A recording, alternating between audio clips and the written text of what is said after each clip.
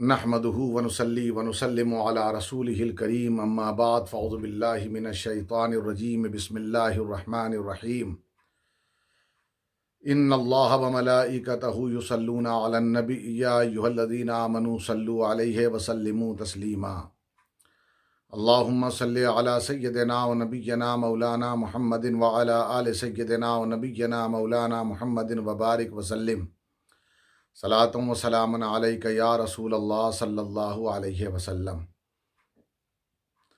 اللہ تبارک و تعالیٰ نے قرآن مقدس میں اس انداز سے ارشاد فرمایا کہ ایک آیت کا ٹکڑا میں پیش کر رہا ہوں، یکاد زیتھا یضیء ولو لم تمسسہ نار۔ اگر اس تیل کو، اس زیتون کے تیل کو اگر آگ نہ بھی چھوتی تب بھی وہ جل اٹھتا، تب بھی وہ اپنی روشنی بغیر جلائے ہوئے وہ چراغ جو ہے اپنی روشنی پھیلانا شروع کر دیتا۔ حضرت قاضی ثناء اللہ پانی پتی رحمۃ اللہ علیہ تفسیر مظہری میں فرماتے ہیں، اس سے مراد ہمارے نبی حضور اکرم صلی اللہ علیہ وسلم کی ذات ہے کہ اگر حضور اکرم صلی اللہ علیہ وسلم 40 سال کی ایج میں اعلان نبوت نہ فرماتے تب بھی دنیا پہچان جاتی، مکے والے پہچان جاتے کہ حضور ہی آخری نبی ہیں۔ اس کی وجہ یہ ہے کہ شجر و حجر یعنی کہ درخت جو ٹریز تھے، سٹونز تھے، پرند و چرند، یہ تو حضور اکرم صلی اللہ علیہ وسلم کو بچپن سے پہچانتے تھے کہ یہ نبی ہیں، اور جیسا کہ سیرت کی کتابوں میں آپ کو یہ ساری باتیں ملیں گی، اور اسی طرح وہ درخت بھی، وہ پتھر بھی حضور کا احترام فرماتے تھے۔ لیکن آپ نے اعلان نبوت جو 40 سال کی عمر میں کیا، when رسول اکرم صلی اللہ علیہ وسلم has announced himself as a prophet in the age of 40، جب 40 سال کی عمر میں آپ نے اعلان نبوت فرمایا تو لوگوں نے جان لیا، انسانوں نے جان لیا۔ اسی کو حضرت قاضی ثناء اللہ پانی پتی رحمۃ اللہ علیہ فرماتے ہیں کہ اگر وہ حضور نہ بھی اعلان فرماتے تو جس کو اللہ نے اچھی عقل دی ہے وہ پہچان لیتا کہ حضور اکرم صلی اللہ علیہ وسلم آخری نبی ہیں۔ اسی کی طرف قرآن کی اس آیت کے ٹکڑے میں اشارہ کیا گیا ہے۔ اس کی وجہ ہے کہ حضور کی آمد سے پہلے، حضور کے آنے سے پہلے ہر نبی نے حضور کی خوشخبری سنائی، جیسا کہ خود حضور اکرم صلی اللہ علیہ وسلم فرماتے ہیں، انا دعوت ابی ابراہیم و بشارت عیسیٰ، کہ میں اپنے باپ ابراہیم علیہ السلام کی دعا ہوں اور حضرت عیسیٰ علیہ السلام کی خوشخبری ہوں۔ اس لیے کہ حضرت ابراہیم علیہ السلام نے بھی دعا فرمائی تھی کہ جب آپ کعبے کی دیوار کو بلند کر رہے تھے، when حضرت ابراہیم علیہ السلام was building Kaaba, raising the wall of کعبہ، اس وقت آپ ایک پتھر پر کھڑے تھے اور اس وقت آپ نے یہ دعا فرمائی تھی، ربنا وبعث فیہم، اے ہمارے رب، اے ہمارے رب، ان میں، لوگوں میں، مکے والوں میں، انسانوں میں ہماری اولاد سے ایک شاندار رسول بھیج۔ حضور اکرم نے فرمایا کہ وہ جو دعا حضرت ابراہیم کی تھی وہ میں ہوں۔ اب آپ دیکھیے کہ یہاں پر یہ بات بھی سمجھنے والی ہے کہ جس پتھر پر حضرت ابراہیم علیہ السلام نے کھڑے ہو کر کے حضور کے میلاد کا تذکرہ کیا تھا، حضور کے میلاد کے معنی کیا ہوتا ہے؟ Birth day. میلاد النبی کا معنی کیا ہے؟ Prophets birth day. تو میلاد النبی کا تذکرہ کیا تھا اور میلاد النبی کو مینشن کیا تھا، اس لیے دعا فرمائی تھی، حضور کے آنے کی دعا فرمائی تھی۔ تو حضور کے آنے سے پہلے بھی اگر کوئی حضور کے میلاد کا تذکرہ جس جگہ کیا جائے، حضور کے برتھ ڈے کا تذکرہ جس جگہ کیا جائے، اللہ تعالیٰ اس جگہ کو محفوظ کر لیتا ہے۔ آج تک وہ پتھر پریزروڈ ہے جس کو مقام ابراہیم کہا جاتا ہے۔ تو اسی طریقے سے حضرت عیسیٰ علیہ السلام نے مجمع میں، بھیڑ میں، لوگوں میں، اپنے فالورز میں، اپنے پیروکاروں کے بیچ میں آپ نے فرمایا، مبشرا برسول یاتی من بعد اسمہ احمد، کہ میں تمہیں ایک گڈ نیوز دے رہا ہوں، I am giving you a good news, میں تمہیں خوشخبری دے رہا ہوں کہ مبشرا برسولی، اور وہ گڈ نیوز کیا ہے؟ ایک میسنجر کے بارے میں تمہیں گڈ نیوز دے رہا ہوں، یاتی من بعد اسمہ Ahmad, and a prophet, a messenger will come after me, his name will be Ahmad صلی اللہ علیہ وسلم۔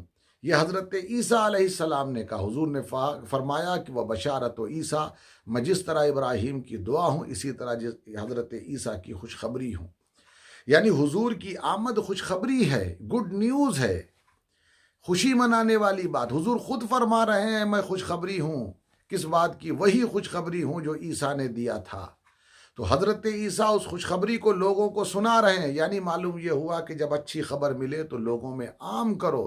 تو حضور اکرم صلی اللہ علیہ وسلم کا آنا اور حضور کے آنے پر جو جگہ جگہ محفل سجائی جاتی ہے، یہ محفل حضور کے آنے کے بعد سے نہیں سجائی جا رہی ہے، حضور کے آنے سے پہلے سے سجائی جا رہی ہے۔ اور محفل سجانے والا کوئی اور نہیں بلکہ حضرت عیسیٰ روح اللہ ہیں، اور حضرت عیسیٰ روح اللہ کے فالوور سن رہے ہیں۔ معلوم یہ ہوا کہ حضور کے میلاد پر محفل کو سجانا یہ بھی انبیاء کرام کی سنتوں میں سے ایک سنت ہے، اور اسے خوشخبری کے طور پر اس کا جلسہ منعقد کرنا، یہ بھی اللہ تبارک و تعالیٰ نے اس کا تذکرہ قرآن مقدس میں فرمایا کہ حضرت عیسیٰ علیہ السلام نے اپنے لوگوں کو خوشخبری دی، مبشرم برسول یأتی من بعد اسمہ احمد، کہ میں تمہیں خوشخبری دیتا ہوں کہ میرے بعد ایک رسول آئے گا جس کا نام احمد ہوگا صلی اللہ علیہ وسلم۔ اور حضور نے مہر لگا دیا کہ وہ خوشخبری میں ہوں، یعنی حضور اکرم صلی اللہ علیہ وسلم خود ہیں۔ اب دیکھیے میلاد وہاں منایا گیا۔ اللہ تعالیٰ نے جس طرح حضرت ابراہیم علیہ السلام نے جس پتھر پر کھڑے ہو کر میلاد کا تذکرہ کیا، پتھر کو محفوظ کر لیا، حضرت عیسیٰ علیہ السلام نے جلسہ منعقد کیا، آج تک جلسے محفوظ ہیں، گویا جلسہ منایا جا رہا، کیا جا رہا، منعقد کیا جا رہا ہے، ہر جگہ لوگ اکٹھا ہو کر کے حضور کا تذکرہ کرتے ہیں۔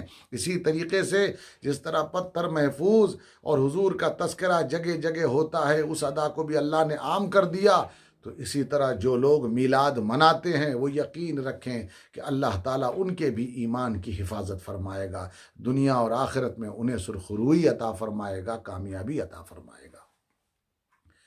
حضور اکرم صلی اللہ علیہ وآلہ وبارک وسلم، اب یاد رکھیے گا ہمارے نبی نے جب حضور مدینۃ المنورہ تشریف لائے، جب حضور مدینۃ المنورہ تشریف لائے تو لانے کے بعد وہاں دیکھا کہ 10 محرم کو یہودی روزہ رکھ رہے ہیں، تو حضور نے فرمایا کہ یہ لوگ، تم لوگ کس بات پہ روزہ آج رکھتے ہو؟ انہوں نے کہا کہ بات یہ ہے کہ ہم اس دن کو یاد کرتے ہیں جس دن حضرت موسیٰ علیہ السلام نے پوری قوم کو پار لگایا تھا، یعنی دریا پار کرایا تھا۔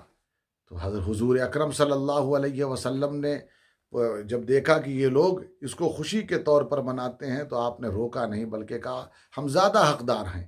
گویا اس میں خود حضور شامل ہو گئے، حضور نے خود اس کو عام کر دیا، اور نتیجہ یہ نکلا کہ اب پتہ نہیں اہل یہود اس چیز کو مناتے ہیں یا نہیں مناتے، لیکن 10 محرم کا روزہ آج بھی امت میں عام ہے۔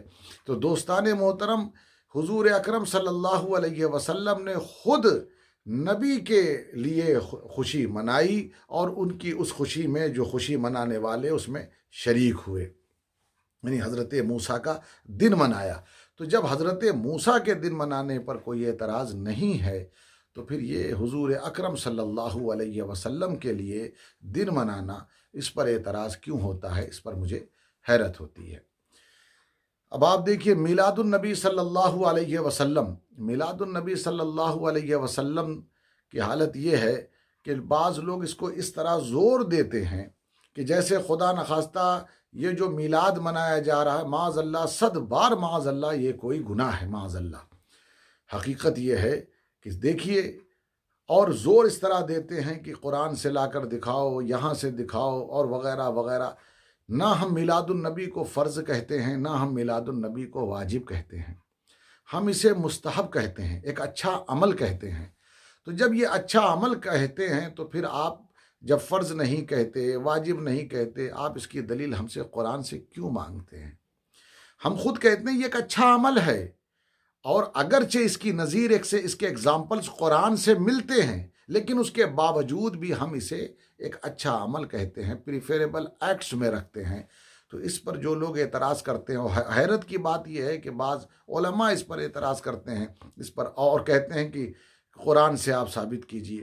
قرآن سے تو تب ثابت کرتے کہ جب ہم یہ کہتے کہ میلاد النبی منانا فرض ہے، تب ایسی صورت میں ہم ثابت کرتے۔ ہم تو کہتے ہیں یہ اچھا عمل ہے، ہم جانتے ہیں کہ اور جبکہ اس کی نظیر اس کے اگزامپلس قرآن میں موجود ہیں، جیسا کہ میں نے آپ کے سامنے تذکرہ کیا۔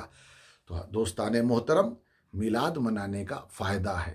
میلاد کا تذکرہ حضور اکرم صلی اللہ علیہ وسلم کی آمد کے اوپر خوشی منانا، یہ سمجھ لیجئے کہ ہم اس بات پر خوش ہیں کہ حضور کے آنے پر ہمیں ایمان ملا، حضور کے آنے پر ہمیں قرآن ملا، حضور کے آنے پر ہمیں اسلام ملا، حضور کے آنے پر ہمیں عبادتیں ملی، حضور کے آنے پر حضور کے صدقے سے ہی ہمیں جہاں قرآن ملا وہیں فیضان رحمان ملا، یعنی کہ ہمیں اللہ تبارک و تعالی سے حضور اکرم صلی اللہ علیہ وسلم نے ملایا۔ تو یہ ساری چیزیں کیسے نصیب ہوئیں؟ آمد مصطفیٰ کے ذریعے۔ تو دوستان محترم، یہ حضور کی شان ہے کہ حضور کے آنے پر خوشیاں منانا چاہیے۔ حضور کے آنے پر اب خوشی منانے کا اپنا ایک طریقہ ہوتا ہے، چراغ جلا کر کے خوشی منانے کا طریقہ ہے تو وہ بھی بہتر ہے، لائٹنگ کر کے خوشی منانے کا جو طریقہ ہے وہ بھی بہتر ہے، اور اس کے علاوہ لوگوں کے اندر فوڈ جو سرو کیا جاتا ہے، کھانا کھلایا جاتا ہے، غریب و غربا میں تقسیم کیا جاتا ہے، یہ ساری چیزیں جو ہے یہ خوشی منانے کے اپنے ایک طریقے ہیں۔ مٹھائی کو تقسیم کرنا یہ بھی خوشی منانے کا ایک طریقہ ہے۔ تو یہ جب خوشی اسی طریقے کو اپنانے سے اس میں کوئی برائی نہیں ہے، اس میں کوئی خرابی نہیں ہے، اس لیے کہ جب نکاح جو رسول اکرم صلی اللہ علیہ وسلم کی سنت ہے، اس نکاح میں یعنی نکاح کے ماحول میں جب نکاح ہوتا ہے بچہ بچی کے لیے، تو آپ کیا کرتے ہیں؟ ولیمے کا دسترخوان سجاتے ہیں، نکاح کے لیے بھی ضیافت کرتے ہیں، تو اس وقت جو خوشی مناتے ہیں کبھی سجاوٹیں کرتے ہیں، کھانے کھلاتے ہیں، اور اس کے علاوہ میٹھا سرو کرتے ہیں۔ تو یہ ساری چیزوں کو کوئی یہ نہیں کہتا کہ یہ گناہ ہے، کیونکہ یہ خوشی منانے کا ایک طریقہ ہے۔ جب سنت مصطفیٰ کے لیے خوشی منانے میں یہ ساری چیزیں ہم کر سکتے ہیں، تو مصطفیٰ کے لیے اگر خوشی منائی جائے اور اس کے لیے ہم یہ سب چیز کریں تو اس میں برائی کہاں سے نظر آتی ہے؟ یہ میرے سمجھ میں نہیں آتا۔ یہ میں سمجھتا ہوں کہ اس میں اگر کسی کو برائی نظر آئے تو اس کی عقل پر افسوس ہے۔ میری دعا ہے کہ اللہ تبارک و تعالی ہم سب کو میلاد صحیح طور پر منانے کی توفیق عطا فرمائے، اور ساتھ ہی ساتھ سیرت رسول صلی اللہ علیہ وسلم کو اپنانے کی توفیق عطا فرمائے، اور حضور کی سچی پیروی کرنے کی توفیق عطا فرمائے۔ صرف خوشی ہی نہ منائے وہ بھی اچھی بات ہے، مگر ساتھ ساتھ یہ بھی کوشش کرے کہ آج خوشی منا رہے ہیں، اسی کے صدقے اللہ تعالی ہمیں حضور کی سیرت پر چلنے کی توفیق عطا فرمائے۔ وآخر دعوانا ان الحمد للہ رب العالمین۔